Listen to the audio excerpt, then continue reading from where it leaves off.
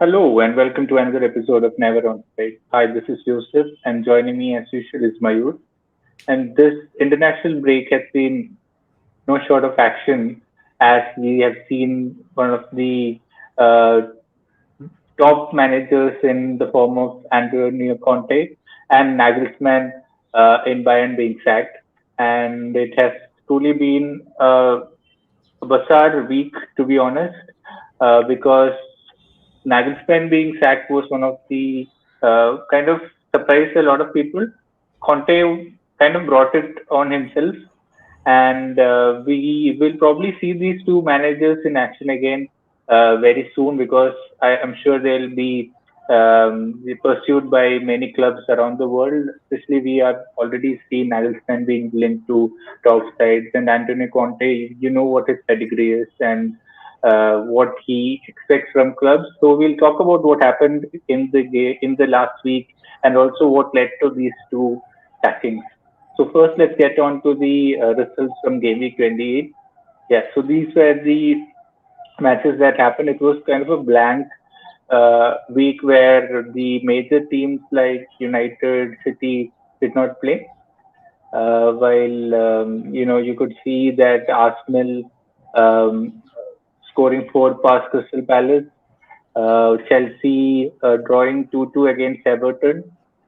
Just when we thought Potter kind of turned things around the corner, we thought their Champions League performances were great, but again they dropped point at home, which is kind of interesting with the fact that Nagelsmann is kind of available right now. And what are your thoughts, Mayur, on this? Yes. So first of all, Chelsea again, they've again, as we have said it multiple times, they still don't look like a team, which is the main thing. But there have been some pretty good performances, and we have seen Kante back, Chilwell, who was a very crucial player in this team. So we have seen there are opportunities. A lot of Havertz had a lot of chances as well. So there are a lot of chances. They just need to take those, and they should be enough to get into top six, is what I feel. Potter. Apart from that, the biggest debacle this week was the Spurs game. They were comfortably in the lead, and then suddenly, as usual, this throughout this season, we have seen they have dropped a lot of points. And we saw Conte just not sure what to do. Kane wasn't sure what to do. He asked Ryan Mason, "What should we do now?" And he was just like waved his both hands, and he was like he wasn't even sure. So that's what we have been seeing at Spurs, Chelsea as well. But a lot of confusion regarding players, how to perform, what's happening exactly. And as a result, we saw Spurs going after Conte, and Conte did mention a lot of things in the press conference about Spurs, their history, and a lot of things. And we saw they have been like very active in the decision making, and they have like mutually consented, and they have Yeah. parted ways. So Tottenham and Conte never really matched for me. It was never it was never going to be a happy ending because you could see that Daniel Levy and Antonio Conte are very polarizing managers with different polarizing personalities with different ideologies and thoughts. And I'm sure Antonio Conte must have realized this, and so would have Levy as well because both of them knew what they were getting. Conte was very clear from the start that he wanted transparency, he wanted backing in the transfer windows, he wanted his players to be fit, and and he said he will drill those players and they will want to win matches with him. So that is what he promised, and to an extent, I feel that he has delivered.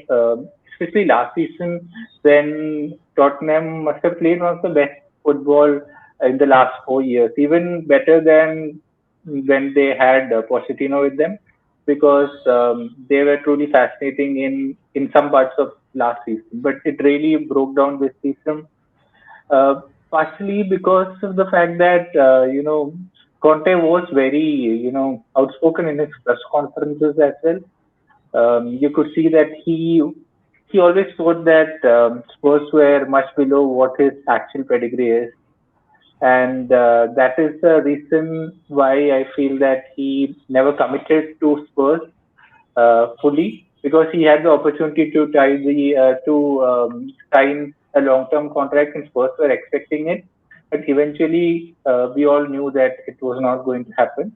Also, I feel Conte was a bit unlucky with the fact that if you look at some of the players that were standing out last season and the seasons before, the likes of Loris, Son, um, and you can name other players as well. So those players who you thought would Romero as well, even though he won the World Cup, I don't think he has been great for Spurs. The Kane Son connection hasn't been great. Loris making a lot of high profile mistakes as well, and that really cost Spurs.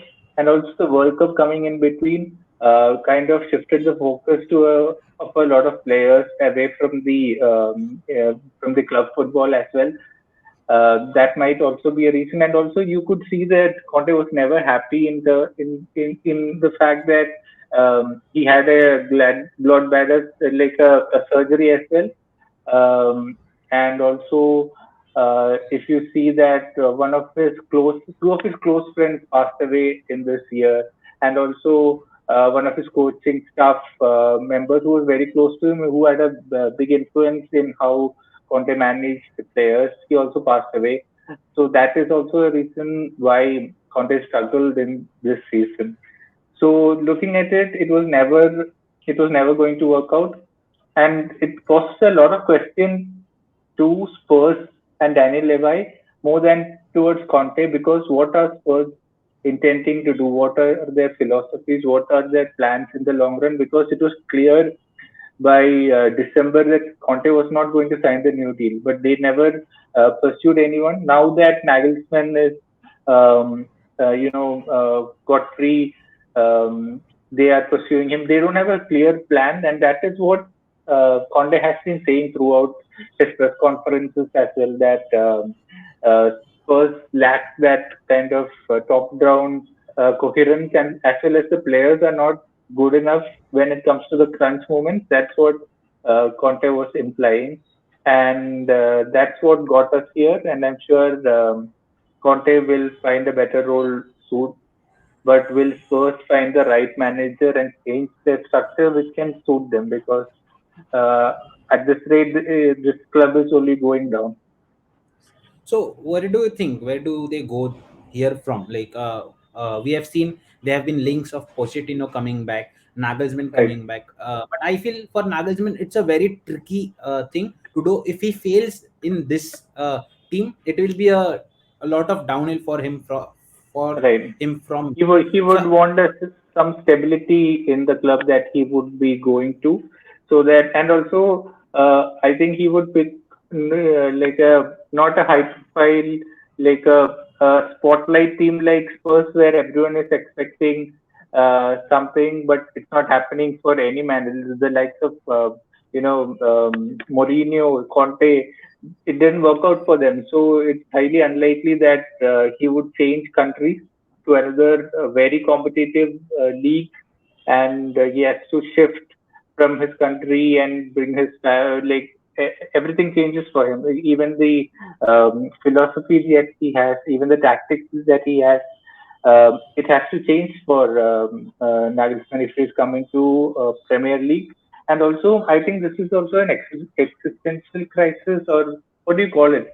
I think Guardiola was Bayern Munich's one of Bayern Munich's best managers, because by the time he went there, he had clear philosophy, and he had the capability to convince the players to join him in whatever he was doing. Nagelsmann is still figuring out his tactics, his philosophy, because if you had noticed how Bayern played recently under him, there were a lot of changes. He recently deployed I think a 4-2-3-1 or a 3-2-4-1 hybrid system.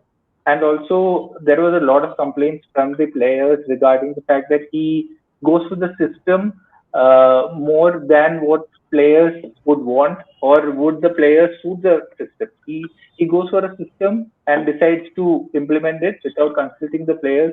And it was told that um, a lot of players were kept in the dark, and also he kind of lost the dressing room with Muller being substituted within the first half. In the first half, after defeat uh, in the Bundesliga, and so these reasons makes me think that he would want to go to a club where he can build himself, build his confidence again, figure out what he wants to do in terms of tactics and philosophy, and come up with a better solution. Uh, Actually, Bayern were kind of forced to make this change because Tuchel was available. That's the only reason why I can think they sacked Nagelsmann at this point. Because you could see that an important match against Dortmund is coming up. You have a match against the City in the. You had a match against City as well. So so it's kind of intriguing how a team like Bayern could sack a manager at such a crucial point in the season. And the only reason I can understand is that Tuchel was forcing Bayern's hand because Tuchel slipped through Bayern's hands when he left the Dortmund job. And he was available, but Bayern was not sure if he would be the right fit for their philosophy and style. And that when they had that doubt, that PSG came in and swept him away. And this time, I'm sure they wanted to get him, and that's why they made this instantaneous decision. Because I'm sure even Nagelsmann and the players got to know about this sacking through social media. So that is one controversy, and also in terms of the personal life that Nagelsmann was leading, that was also an issue which there were reports that he had, a relationship with a ex-reporter of one of Germany's biggest tabloids, and players and staff and management were not, keen on that, and they were like not sure about where that was leading, and also you could see him coming to the training session on skateboard and bike, and such things are not expected from a Bayern manager. So that is also a reason why I think he had to go through this maturing phase where he had to go down into the dust to come back and find himself again. For me, I think philosophically he's there. He knows. He made a lot of changes. He understood in his first season what changes he needed to make. Apart from that, Bayern also didn't help him by recruiting right players at the right position where they needed. That might be lack of thing which Bayern did. But yeah, as you said, communication was the most important key. We have seen managers like Pep Guardiola who bench players, and we have seen this kind of things happening. But they communicate as well, which is the Right, most important part, and which Nagelsmann should learn. I feel he's a top coach. He will be soon back. But again, the available jobs at the current time, I don't see anything which will be tempting because if he goes at Spurs again, a very risky job. Chelsea might be an option if Chelsea want to go for him. That is the most suitable job I feel. Apart from it, Real Madrid is the one which are looking for a right, coach right, right, in right, the summer window. But again, I think Real Madrid is a club where the positional play and everything which Nagelsmann goes through and the way he has been taught up, it will take a long process to right, get the team working as he wants. So again, right. at the moment, there is no any club which stands out. So No he will take his high-profile time. club that can stand out in this. Yes. So he'll take his time, and eventually in the summer window, we'll see soon his news coming in. So that's it for game week 28. And apart from that, Nagelsmann and Conte chat. So let's move on to La Liga. So in La Liga this week, again, all the major teams coming in with their points. The lead now, there was El Clasico this week, a very interesting El Clasico. If you haven't watched, very interesting El Clasico. And the game started on in Real Madrid's favor, though they weren't dominating as much, but they got a good own goal, lucky own goal, you can say. And Vinicius played really well in this match. We have been seeing Vinicius was really kept in check by Araujo in the past El Clasicos, but this was the first El Clasico. As a Barca fan as well, I could say that yes, Vinicius had the upper hand in compared to Araujo. But apart from that, Barcelona came back and we saw those goals being scored. And till the moment I felt, till the 90th moment, I was happy if it was a 1-all draw. I was happy the lead being maintained to 10 points wasn't very bad. But yes, scoring the winner in the last dying moments from Kessie, who missed the winner in the first El Clasico leg of Copa del Rey semi-final.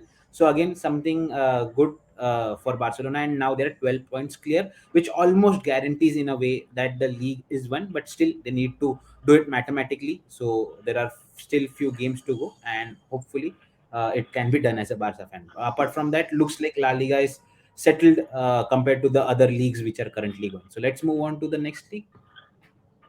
Yeah, Bundesliga, as you might have understood by the sacking of Nagelsmann, this was a triggering factor as well, with Bayern losing to Leverkusen.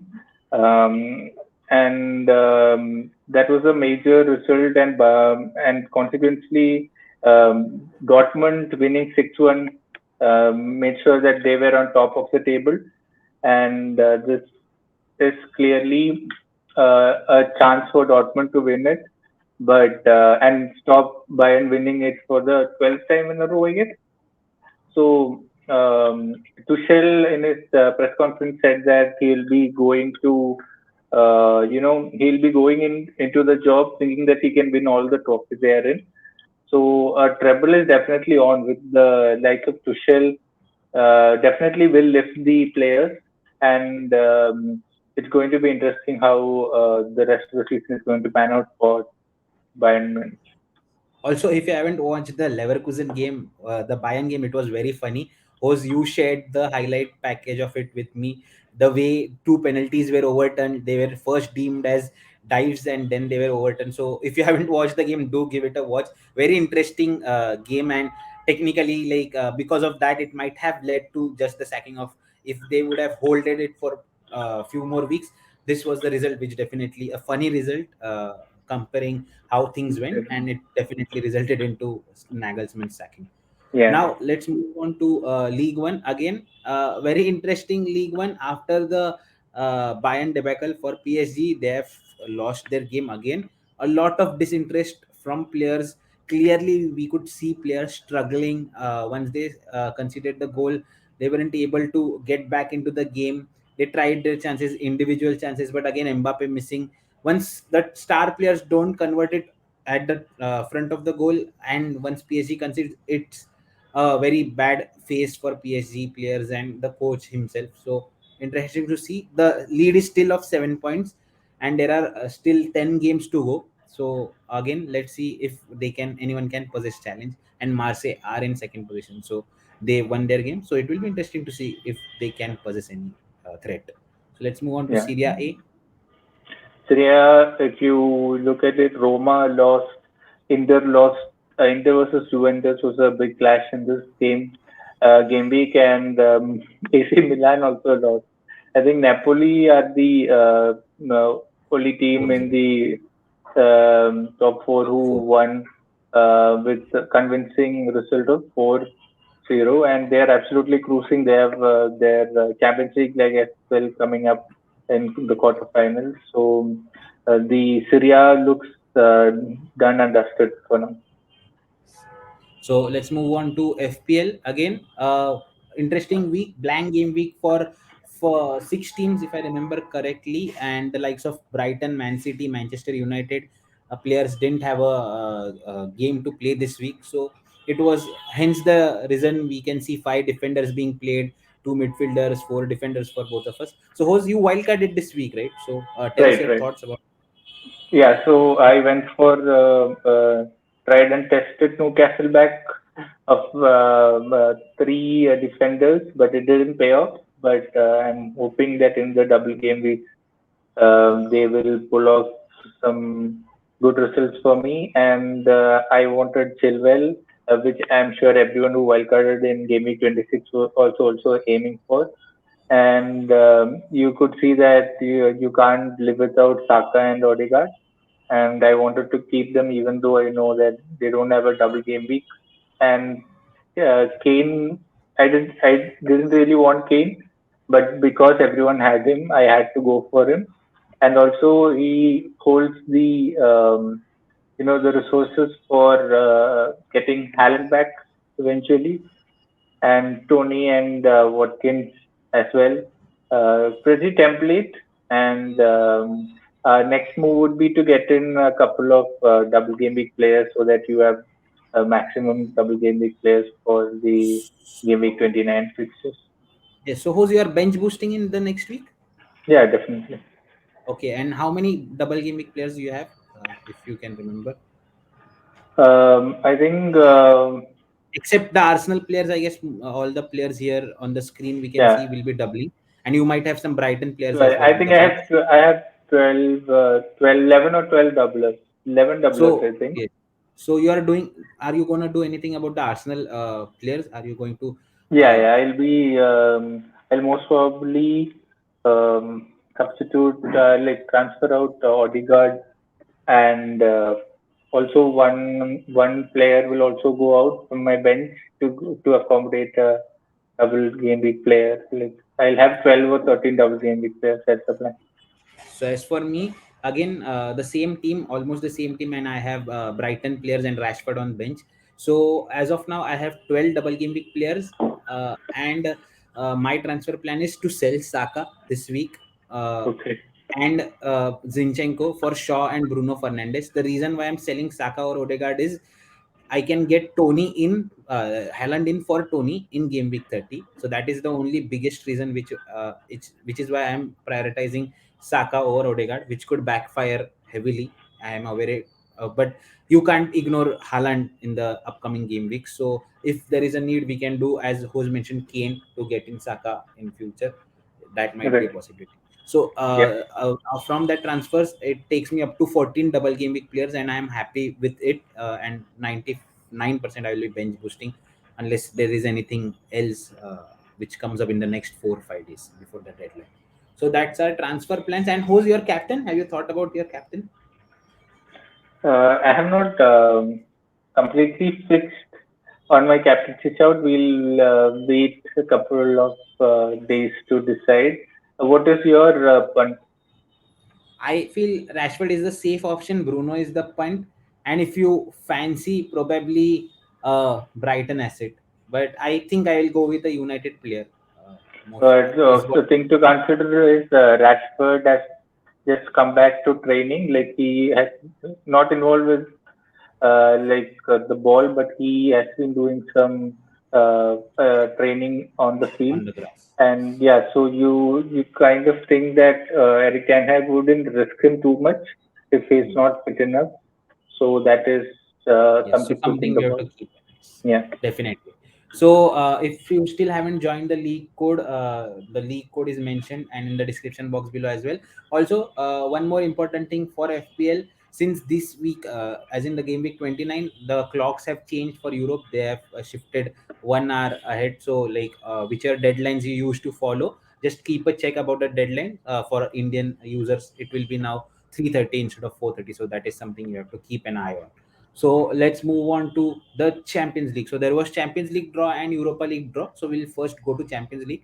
So as you yep, can see, these are the brackets, and whoever wins between the first four teams will go on to face in the semi-final, and the last four will go on to. So we'll definitely see a Italian team in semi-final. And out of those, what are your prediction? Just quickly. yeah. So such a good draw this is. So many good teams in this, and what's refreshing to see is definitely the Italian side.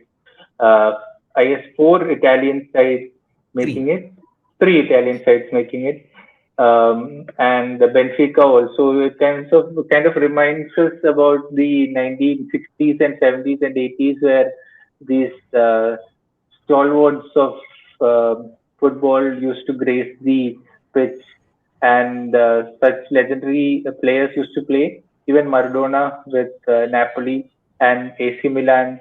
Those are some classic games which we have heard about. And Benfica and Inter Milan. Benfica, a side which dominated in the 1960s, and I think Benfica has reached this round for the first time since 1990, and Inter Milan has reached this stage last in 2011, I think. And Inter versus Milan, another huge game with the Italian giants locking horns. For me, in the bottom two games, um, Benfica are kind of overlooked. They can compete and win, even go on to win the Champions League. It's kind of a long shot, but they are good enough. If the other big teams have an off day, definitely. And if you look at Napoli versus Milan, Napoli is in form, but Inter Milan on their day can also cause issues as well. AC Milan on their days can also cause Napoli issues, and so I think Napoli will go through definitely. Um, I'm just counting on Benfica for the underdog's sake to go to the semi-finals, and the other two are such classic games with Real Madrid versus Chelsea. I think this is a repeat of the quarter-final of last season. Mm, Yes, uh, yes. yeah, Chelsea, Real Madrid. so yeah, and definitely this is going to be somewhat of a battle between Vinicius Junior and James. We knew that Alexander Arnold couldn't cope with Vinicius. And now let's see if James is fit enough and he can kind of cancel out the threat that Vinicius um, possesses. And Chelsea are a team which is trying to figure out things. They don't look like a team, like you said. They are still struggling to look like a proper team. But the last game was probably against Dortmund, right? That was probably the best that we have seen them play, and Real Madrid know how to win these kind of matches as well. So it's going to be tough. I think Real Madrid will go through, and for City, Bayern, unless Pep Guardiola overthinks it, City have a good chance of winning. And Tuchel coming back will definitely, give confidence to the players who are kind of struggling in the form of Mane, Sane, and Gnabry. Those players will be looking for a fresh start, and then and a change in terms of the personnel and dynamics and also tactics as well. So it's going to be fun. And all the four games are must-watch games, and I'm definitely sure that these will be entertaining as well. Yeah. So about Real Madrid, Chelsea. So for some reason, we have seen Chelsea in Champions League under Tuchel have done a lot of things, and Real Madrid this season honestly haven't been that good. Yes, a lot of people who watch the big games usually give Real Madrid a lot of credit, but this season hasn't been that good. And the way they have played in midfield, you could see if Modric and Cruz can't play on their day, it's a really tough outing for them. So Chelsea can definitely give them a challenge. I wouldn't be surprised in all the three games other from Napoli if any of the teams can come. Like that's a very 50-50 thing. Like I would give even Right, Bayern right. with Tuchel's inclusion. Initially it was a 70-30 in Man City's favor, but with Tuchel's inclusion, now it's a 50-50 for Man City Bayern as well. So even Real Madrid Chelsea, I know Chelsea, a lot of people will be looking down on Chelsea, but yes, Real Madrid haven't been good this season. But yes, we have seen it's a cup competition which Real Madrid have generally got the better side of in the past seasons. And Benfica Inter, again an interesting game. We have seen Inter lose a lot of games this season as well. So Benfica have a chance. Their players have been playing really well this season, and they were second in our group. I remember correctly. So it was an interesting game, and we have definitely seen the best of it. So interesting, and I think, Jose, if you had to pick a winner as of now, you pick who would you pick? For me, I would like to see Napoli win it or Benfica win it, because obviously I'm a United fan. I don't want Chelsea to win it or City to win it. So any of the Italian teams or Benfica would be a good result for us. But I think, to be fair, the big sides are definitely City and Napoli because of their current form. Real Madrid are always like contenders for UCL, but I still can't get my head around it, like who is going to win it. But I think Napoli has. I want Napoli to win it. And Yeah, this draw has definitely given Napoli the highest chances now. They just have to right, go and play. Over time, if there are two legs, you can miss out if there is a better team opposite. But if now they have to face a better team in final directly, and it's a one-off game, so definitely there are good chances for Napoli, and everyone would right, love right. to see Napoli winning. But again, as you mentioned, City are in form of their life now, like in the recent game. So interesting to see that upper bracket how it turns out. And before we Right. close down this week's podcast host, let's take a look at Europa League. Again, United playing in Europa. Yeah, There are four major definitely. teams: Juventus, United, Roma, and Leverkusen. All have favorable fixtures, which we could say. So, and they will be eventually facing off in the semi-final. So, what's your thoughts as a United fan? Yeah, I think United will win it. So this prediction was easy compared to the other one. But I'm sure United are favorites to win it. It's theirs to lose, considering that Arsenal have been knocked out.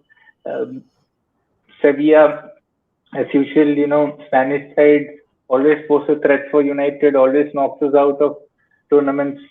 And Roma on the day, Mourinho, you have to factor in those things as well. Leverkusen, who just defeated Bayern 2-1. Juventus as well are giants of the game who can also on their day win matches against big sides. So for me, United are the favorites to win it, but you'll never know with with these cup competitions. Yeah, Probably injury is what might stop United is the biggest factor. They right. now might need to evaluate exactly where their focus is. They are in FA Cup as well, in Europa League as well, and they have to fight for now top four as well. So interesting where they prioritize Europa League and how they use their players. So again, for me, yes, United, Barcelona, or Arsenal were the three favorites initially. Now the other two favorites have been knocked out, so United is the favorite, and they have a favorable road. Juventus might be a problem, but again, Juventus not playing very good as we have expected this season. There have been glimpses of Di Maria playing really good in parts and carrying the team. So interesting to see how that plays. Yeah, Apart from that, Roma also not in the best form, yes, but they are in top four in Serie A, yeah. but they haven't been consistent. That is the major problem. While United have been consistent this season. Yes. Not to So forget Sporting as well. yes, Sporting as well. They, yeah, right. They have been playing some good football in the league as well as you saw them defeating Arsenal as well. So their manager is also a really highly rated manager. So going to be fun watch this Europa League as well. Yeah, Yes, so that's it for this week's podcast. The football resumes next week, as usual. All our leagues will be back. So we'll be back next week as well. Till then, you can follow us on all our social media handles. All the links are in description box below. See you next week. Bye. Till then. but Bye.